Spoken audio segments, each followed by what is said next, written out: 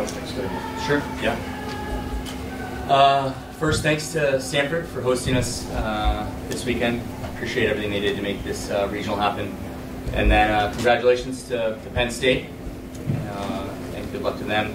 Thought it was a high-level match. You know, it's our third regional in these last 4 years, and they all haven't been the highest level on our end. So certainly pleased with the effort that the kids gave, and certainly in that first set we had our chances, and in that third set with the lead that we had, we're a few plays away. You know, offensively, I think 230 is the number that we've had to look at kind of all year. You know, and it represents, you know, just one or two more plays that each individual needs to be able to make. And yeah, I just have this sense that I'm ready to get in the gym with them in January and get to work.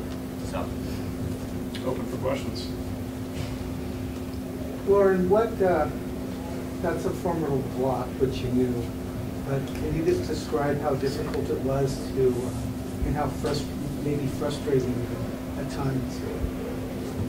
On our defense side, like blocking, is that what you're talking I'm sorry, hitting against that block. Oh. Yeah, I mean, you had some openings, but it seems like every time you got a little momentum, a little breathing room, that they kind of just were there. Yeah, they're. We saw in film that they're big athletes and they're great volleyball players, and I think that's one of the things that we've been working on all season is just learning how to hit high and hard and in the court, and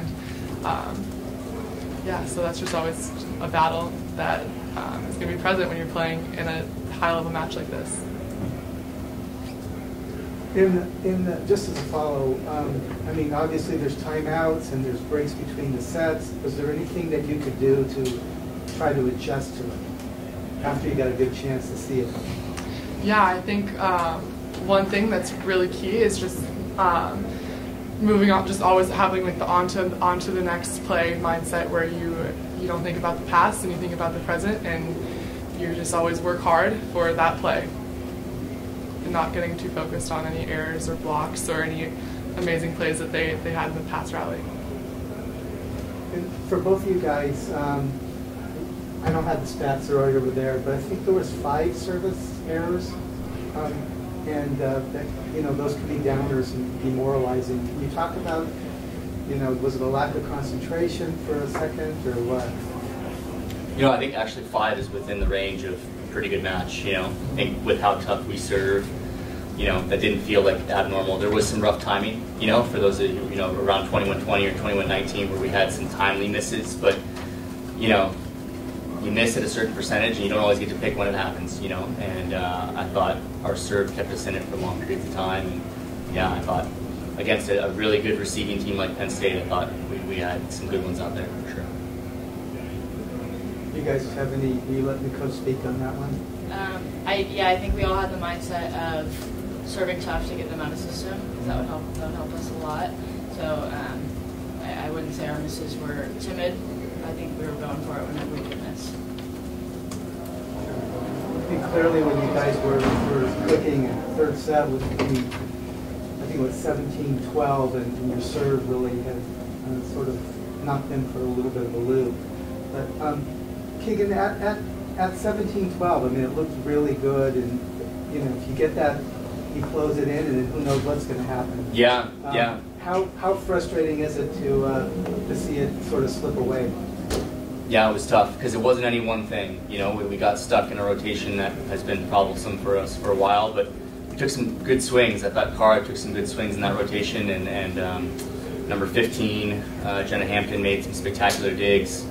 Avi Neese hit a slide well down the line. Again, another dig by 15. You know, then it was an ace. So we called 2 timeouts during that stretch, so we went through our toolbox, you know. But like I said, I think just for our hitters to have one more solution, you know, I thought Penn State had some nice off-speed shots, you know, especially in the first set that you saw, and our hitters need to grow and learn some of those things. But yeah, certainly it was tough because it wasn't any one thing, and we went through kind of all of our options, and they kept making plays over and over again. And for the athletes, I mean, these kind of tournament games are tough because the season's over. You know, you're still probably thinking about the game. It's hard to realize that. But what do you have any emotions about the season ending, and and how it went? I think, I mean, obviously we're not happy about it. I mean, I think we wanted to compete more, and I think we could have competed more. But I also, we start training in January, and we have a long spring season ahead, and there's not a lot of off time, so we're always working hard, and we're always ready to come back for next year. And I mean, Ella, this is your freshman year, and she had a phenomenal first year, and so we're just excited to. I mean, I have 2 more years. I'm excited for 3 more years. So yeah, we're just got to get back and work hard. And Ella, what as sort of the general out there, directing everything on offense, what did you see? I mean, were you looking for ways to? There was a couple times you did some of those dump dinks and stuff like that to try to change things up. But what were you trying to do when it was getting away? I think all of our options were good options, and just making sure that we don't just keep repeating one after the other. And if they stop one of our options, we just go to the next and the next, and just keeping, like Ian said, finding in our toolbox just to keep things moving. I think every single hitter came out to compete, and that made all of our options open. So.